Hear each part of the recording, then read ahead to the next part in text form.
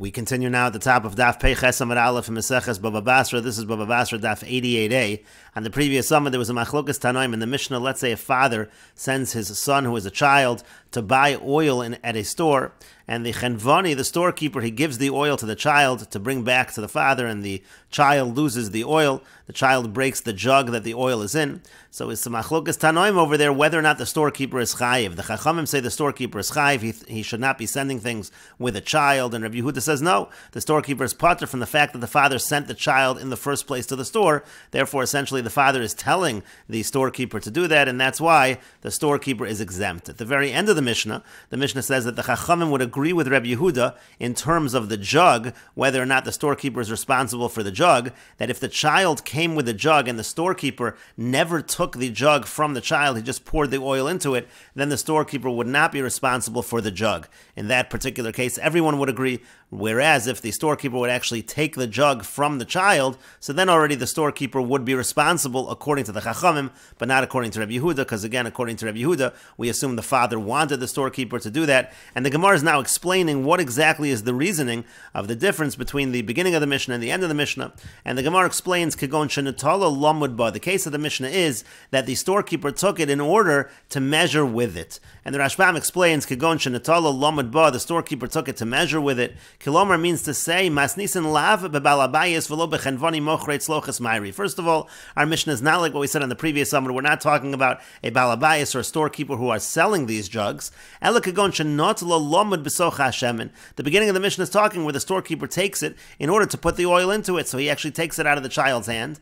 V'yafal gav de lo ladas hachenvani sholcha deshem lo yitlena mishanotala mischayabo kedrab. As we'll see in a moment, what Rabbah says, when the chenvani actually takes it, that causes him to be chayiv in the situation. Again, according to the Chachamim, as the Gemara now continues, Rabba, like Rabbah says, the Yomar Rabbah, because Rabbah says he kisha, if he strikes the animal, if he hits the animal, neschayiba, so at that moment he becomes chayiv on the animal. This is talking about a situation of hashavas aveda. The Rashbam explains he kisha b'makil, if he strikes it with a staff, gabe zokin ve'enol lefi chavodo. We're talking here about an elderly person. It wouldn't really be at his level of honor, in accordance with his honor, to have to return this item. There are certain items that an older person who is a respectable person, a respected person, doesn't need to return. But over here it's saying hikisha, but if he strikes the animal, then suddenly he is chayiv. That's what we're talking about. That's the case in Bab Metzia.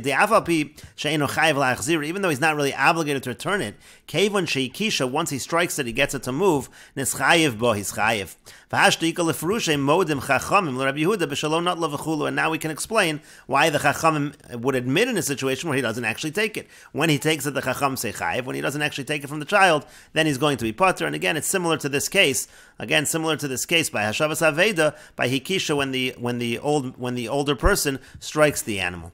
But the Gemara continues, can you really even make this comparison? Amor da'ama Rabbah.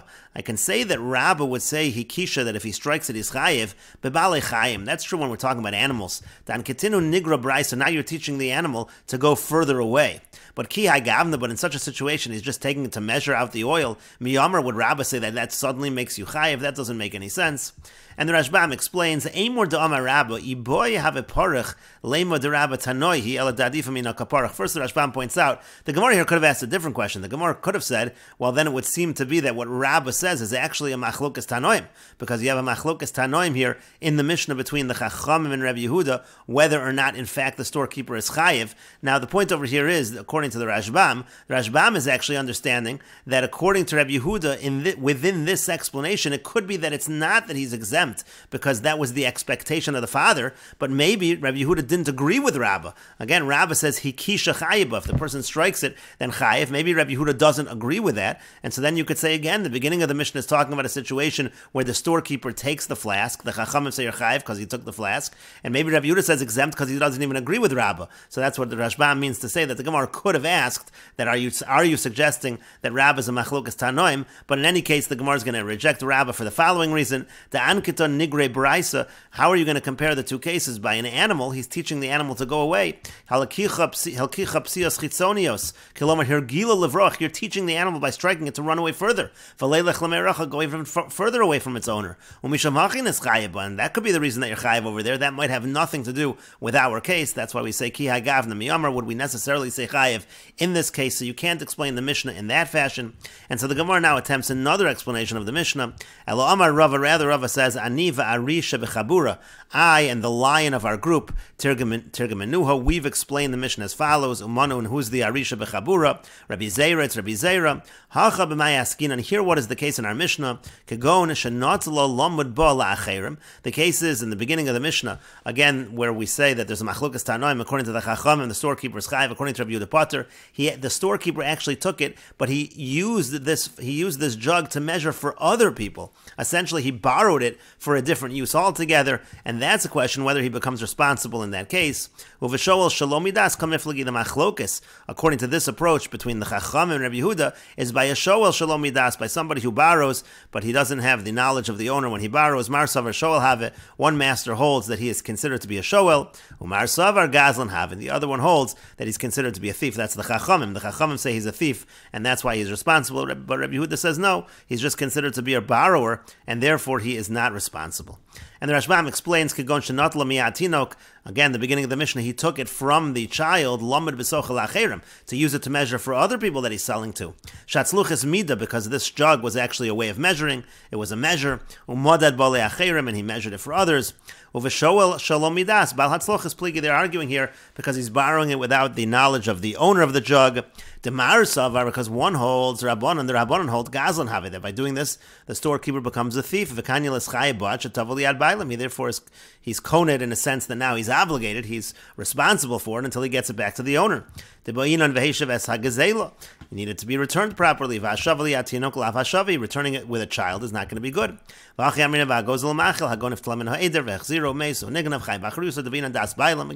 you need the knowledge of the owner.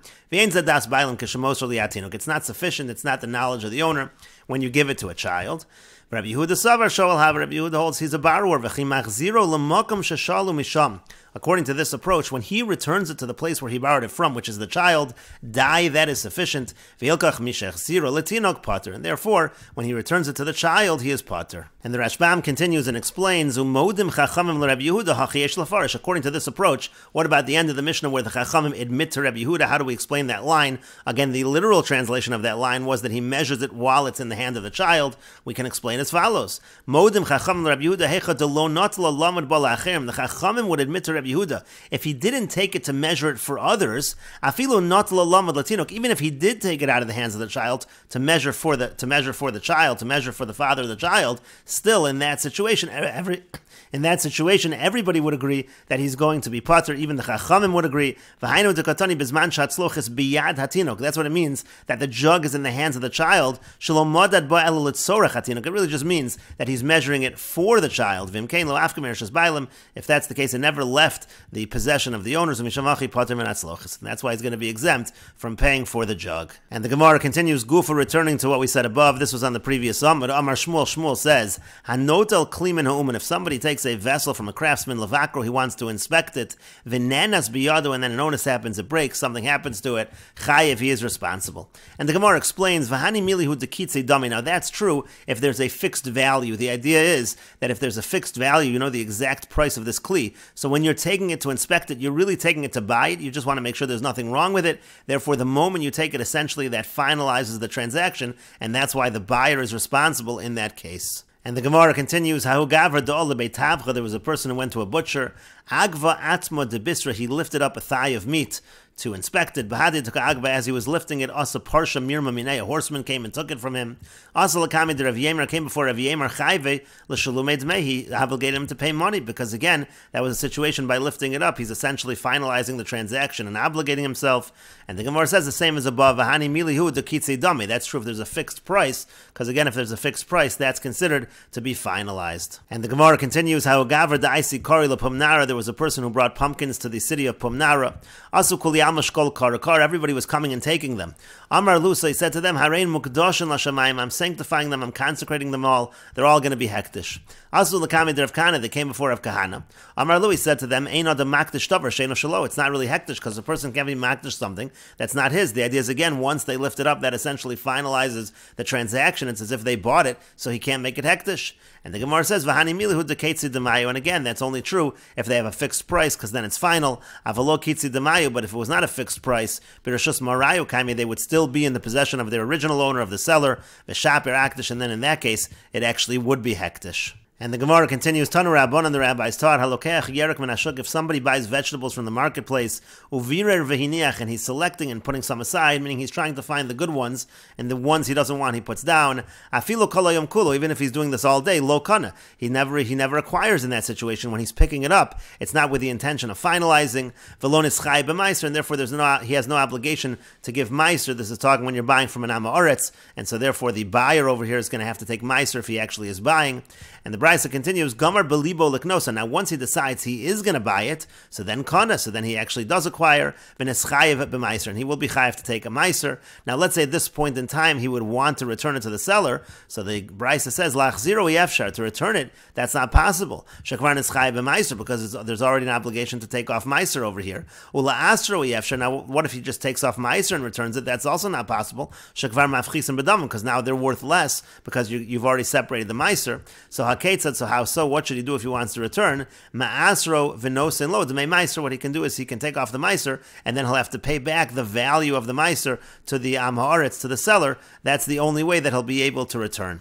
And the Gemara continues, Atu mishum de Gamar belibo liknos kanav and eschai b'meiser. But 1 second, just because he had in mind to buy, that's enough to create a kinyan over here. Suddenly his chai b'meiser. What is that? How does that make a kinyan? The fact that he just had in mind. And the Gemara answers to that. Amar Rav Hoshia says, Hacha b'yari shamayim askinon. Here we're talking about somebody who fears heaven. Kagon Rav Safra, for example, Rav Safra, the Kayim benafshi, because he fulfills with himself v'dover emes bilvavu, that he speaks in his heart. He speaks the truth, and therefore, once he decides in his mind that he wants to buy, so for him, that's already like a sale. And the Gemara continues with the Mishnah, Hasiton, the wholesaler, mekaneach midosav echad l'shloshim yom, he has to clean his measures once every 30 days. The idea is that the vessels that he's using to measure with, there's residue and it could mess up the measuring, and therefore you have to make sure to clean it once every 30 days. Ubalabais echad l'shnei masar chodesh, the balabais has to do it once a year. Rabbi Shimon ben Gamliel omer chilaf hadvarim. Rabbi Shimon ben Gamliel says actually it's the reverse. The wholesaler only has to do it once a year, since he uses it with a certain frequency, therefore it actually remains cleaner. And the Mishnah continues, Chenvoni mekanech midosa pamayim b'Shabbos. A storekeeper, he's always selling in smaller quantities. He has to clean his measures twice every week. Umemacha mishkalosa pamachas b'Shabbos. He has to clean his weights once a week. Umekanech moznayim al kol mishkal u'mishkal. And when it comes to the scales that are used for weighing, so after every weight he has to clean those scales. Amar Rav Shimon ben Gamliel, Rav Shimon ben Gamliel says, B'med devar mamurim, when is this true? Belach, when you're measuring something that's moist, and therefore again you're going to have residue that's going to adhere. Avol biyavish, but if you're measuring things that are dry, eino tzarich, then this is not needed, it's not required. And we will continue with this discussion in the next video on Daf Pei Ches Amid Beis.